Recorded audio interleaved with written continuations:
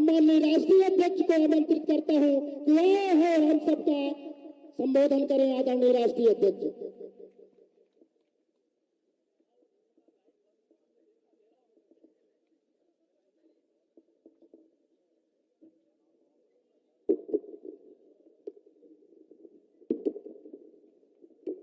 बोलिए भारत माता की, भारत माता की, भारत माता की।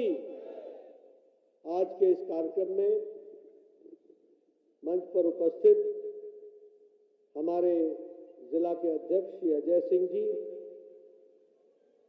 हमारे पूर्व में मंत्री रहे महाराज पुष्पराज सिंह जी, हमारे प्रत्याशी लोकप्रिय प्रत्याशी भाई देवराज सिंह जी, शशांक श्रीवास्तव जी जिला के प्रभारी, श्रीमती नीता कौल जी जिला की पंचायत अध्यक्षा, वीरेंद्र गुप्ता जी हमारे जिला संयोजक, एसएन सिंह हमारे राष्ट्रीय प्रवक्ता, श्रीमती प्रज्ञा त्रिपाठी प्रदेश की कार्य समिति की सदस्य, सम्मानित मंच और यहाँ इतनी बड़ी संख्या में सिरमौर में एकत्र आए देवी और सज्जनों और मेरे युवा साथी, मीडिया के मेरे साथी, प्रिंट मीडिया, इलेक्ट्रॉनिक मीडिया के साथी, आप सब लोग लगभग 5 घंटे से इस सभा के लिए इंतजार कर रहे थे, मेरा इंतजार कर रहे थे। मैं अपनी तरफ से तो समय पर चला था, लेकिन जगह जगह पर इस तरीके से स्वागत हुआ जिस कारण से देरी हुई, मुझे क्षमा करेंगे। मैं 5 घंटे देर से पहुंचने के बाद भी जो ये विचार जनसभा में देख रहा हूं, जो उमंग देख रहा हूं, जो उत्साह देख रहा हूं, मुझे पूरा विश्वास है कि आपने दिव्यराज को आशीर्वाद देने का मन बना लिया और 17 तारीख को आप मोहर लगा देंगे। लेकिन मित्रों, जब हम चुनाव की बात करते हैं तो हमें ध्यान में रखना चाहिए कि चुनाव सिर्फ दिव्यराज को चुनाव में विधायक बनाने का नहीं है, यह चुनाव सिर्फ कमल खिलाने का नहीं है, यह चुनाव मध्य प्रदेश, रीवा और सिरमौर के हितों की रक्षा करने का चुनाव है, जिसको हमको समझना है। और जब चुनाव करते हैं हम, तो हमको क्या भला क्या बुरा इसका ज्ञात तो होता ही है और आपको होगा भी, लेकिन मैं कुछ बातें आपके ध्यान में लाना चाहता हूं। आप बताइए, देश जब से मोदी जी के नेतृत्व में चल रहा है, देश आगे बढ़ा कि नहीं बढ़ा? तीव्र गति से आगे बढ़ रहा है कि नहीं बढ़ रहा है? आपने देखा दुनिया की अर्थव्यवस्था यूक्रेन की लड़ाई के कारण और कोरोना की चपेट के कारण लड़खड़ाई ना, लेकिन भारत की अर्थव्यवस्था पूरी मजबूती से आगे बढ़ा और सबसे तेज अर्थव्यवस्था बनी। आज भारत 11वें नंबर से अर्थव्यवस्था में ब्रिटेन को पछाड़कर, अंग्रेजों को पछाड़कर 5वीं नंबर की अर्थव्यवस्था बन गया। और अभी आप दिव्यराज को जिताएंगे, बीजेपी की सरकार लाएंगे, 2024 में फिर मोदी जी को बैठाएंगे और 2028 में भारत 3रे नंबर की अर्थव्यवस्था बन जाएगी। आप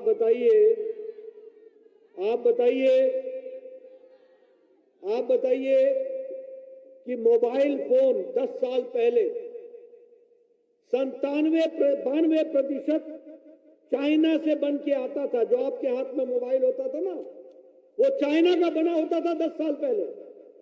आज 97% मोबाइल भारत में बन रहा है एप्पल के, और एप्पल का भी मोबाइल यही बन रहा है।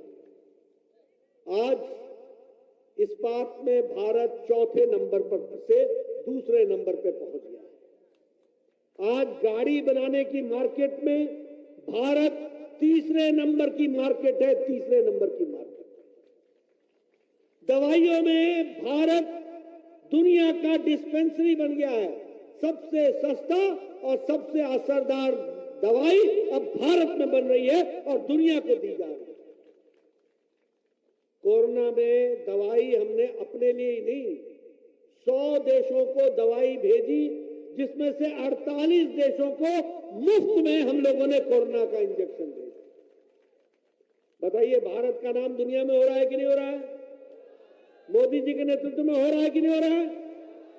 बहने मैं सुनना चाहूंगा, भारत का नाम बढ़ रहा है कि नहीं बढ़ रहा है? अब याद करो, जब तुमने कांग्रेस को चुना था तो कोयला घोटाला हुआ था कि नहीं हुआ था? ऑगस्टा वेस्टलैंड का घोटाला हुआ था कि नहीं हुआ था? कॉमनवेल्थ गेम्स का घोटाला हुआ था कि नहीं हुआ था? 2G का घोटाला हुआ था कि नहीं हुआ था? दुनिया में हम भ्रष्टाचारी देश के रूप में देखे जा रहे थे कि नहीं देखे जा रहे थे? तो वो था समय और आज है समय मोदी जी के नेतृत्व में, ये भी हमको याद रखना है। मित्रों, मैं आपके सामने कुछ विषय रखना चाहूंगा और आपको बताना चाहूंगा। प्रधानमंत्री मोदी जी के नेतृत्व में गांव, गरीब, वंचित, पीड़ित, शोषित, दलित, युवा, किसान, महिलाएं, इनको अगर ताकत देने का काम किया है तो हमारी सरकार ने, केंद्र की सरकार मोदी जी ने और यहां पर शिवराज की सरकार ने। प्रधानमंत्री गरीब कल्याण अन्न योजना में 80 करोड़ भाइयों बहनों को 5 किलो गेहूं या 5 किलो चावल, 1 किलो दाल दिया जा रहा है कि नहीं दिया जा रहा है? दिया जा रहा है कि नहीं? और उसमें से 5 करोड़ 10 लाख प्रधानमंत्री गरीब कल्याण अन्न योजना में 5 करोड़ 10 लाख लोगों को यहां पर भी दिया जा रहा है। अगर मैं बात करूं उज्ज्वला योजना की, तो लगभग 9-9.5 करोड़ लोगों को, बहनों को गैस का कनेक्शन दिया गया और उसमें से लगभग 82 लाख गैस कनेक्शन मध्य प्रदेश को दिया गया और 2,85,000 गैस कनेक्शन रीवा को दिया गया। ये भी हमको ध्यान रखना। जल जीवन मिशन में अगर 10 करोड़ नलके लगने हैं तो लगभग 1.5 करोड़ नलके आपके रीवा में लगेंगे। और उसी तरीके से किसान सम्मान निधि जो 11 करोड़ किसानों को मिलना है, उसमें रीवा में 2.5 लाख किसानों को प्रधानमंत्री किसान सम्मान निधि मिल रही है। तो इस तरीके से विकास की कहानी को बढ़ाने का काम, कई दृष्टि से आगे बढ़ाने का काम हुआ है।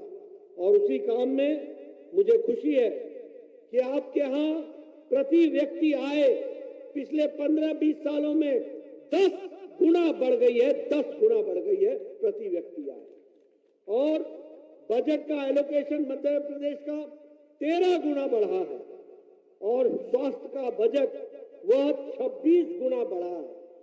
जो अभी दिव्यराज बोल रहे थे ना कि 2-2 सिविल अस्पताल दिए हैं, ये 26 गुना जो बजट बढ़ा है। और एक अस्पताल में कितना पैसा दिया है? जावा में 36 करोड़ रुपए दिए हैं। तो आप ध्यान में रखिए कि विकास के लिए क्या क्या काम हुआ। हमारे अनुसूचित जाति जनजाति भाइयों के लिए लगभग 57 गुना का बजट बढ़ाया गया और उसी तरीके से विकास की नई कहानी लिखी जा रही है। बताइए, सड़कों का निर्माण हो रहा है कि नहीं हो रहा है? सड़कों का निर्माण हो रहा है।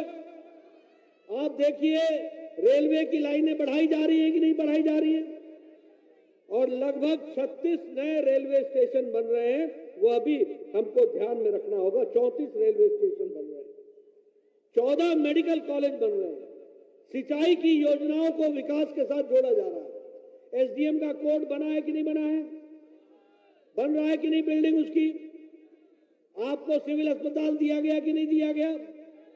ये विकास की नई कहानी होती है। आप बताइए, लाडली लक्ष्मी योजना के तहत बहनों की चिंता हुई है कि नहीं हुई है?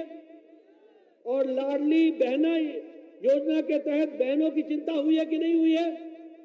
उनको 1250 रुपए मिल रहा है कि नहीं मिल रहा है? मित्रों, ये विकास की कहानी है और इसी तरीके से कई योजनाओं के माध्यम से चीजों को बढ़ाने का विकास का प्रयास करना। अब मैं आपसे पूछता हूं, क्या ये कमलनाथ की 15 महीने की सरकार ने आपके 2 लाख प्रधानमंत्री आवास योजना का खर्च जो केंद्र सरकार ने दिया था उसको रोक दिया था कि नहीं रोक दिया था? रोका था कि नहीं रोका था? ये जल जीवन मिशन में 248 करोड़ रुपए जो मोदी जी ने भेजे थे वो आप तक नहीं पहुंचने का काम षड्यंत्र रचा था कि नहीं रचा था? आप बताइए, उसके रिश्तेदारों से करोड़ों रुपए का घोटाला पकड़ा गया कि नहीं पकड़ा गया? आप बताइए, उसके ओएसडी के घर से करोड़ों रुपए पकड़े गए कि नहीं पकड़े गए? मित्रों, ये मैं आपको फर्क बताना चाहता हूं। जहां कमल खिलता है वहां विकास होता है, जहां कांग्रेस आती है वहां घोटाला होता है, आपके हकों पर तिजोरी पर डाका डाला जाता है, ये आपको याद है। इसलिए विकास के लिए भारतीय जनता पार्टी को आशीर्वाद देना ये हम सबकी जिम्मेवारी बनती है। हम जानते हैं जब जब उनकी सरकार आई है उन्होंने लड़ाने के सिवाय और बहानेबाजी के सिवाय और घोटाला करने के सिवाय कोई काम नहीं किया। मैं बड़े जिम्मेवारी के साथ बोलना चाहता हूं, चाहे भूपेश बघेल हो, चाहे अशोक गहलोत हो या कमलनाथ हो, ये तीनों मुख्यमंत्री नहीं रहे हैं, ये कलेक्टर है, कलेक्टर। और कलेक्टर का मतलब समझे जिलाधीश नहीं, ये जिलाधिकारी नहीं, ये इकट्ठा करने वाले कलेक्टर हैं। आप समझे ना मेरा मतलब? ये इकट्ठा करते हैं। बताइए, कांग्रेस पार्टी के दफ्तर तक पैसा पहुंचाया था कि नहीं पहुंचाया था? बताइए, ये कलेक्ट करके वहां अर्पित करते हैं कि नहीं करते हैं? आपके हकों का डाका डालकर ये पैसा दिल्ली पहुंचाने का काम करते हैं, यही इनका काम है। मित्रों, इसलिए मैं आपसे ये कहना चाहूंगा, ऐसे घोटालेबाज लोगों को घर में आराम करने दीजिए और दिव्य राज को आशीर्वाद दीजिए। ये फिर से आपकी ताकत के साथ सेवा करेंगे, ये हमको ध्यान रखना। बोलिए, करेंगे ना? 17 तारीख को कमल का बटन दबाएंगे ना? विकास के लिए आगे बढ़ेंगे ना? मेरा आपको यही निवेदन है, मुझे पूरा विश्वास है आप इस काम को करेंगे। बहुत बहुत धन्यवाद। बहुत बहुत धन्यवाद आदरणीय। अब मैं आभार के लिए कार्यक्रम प्रभारी आदरणीय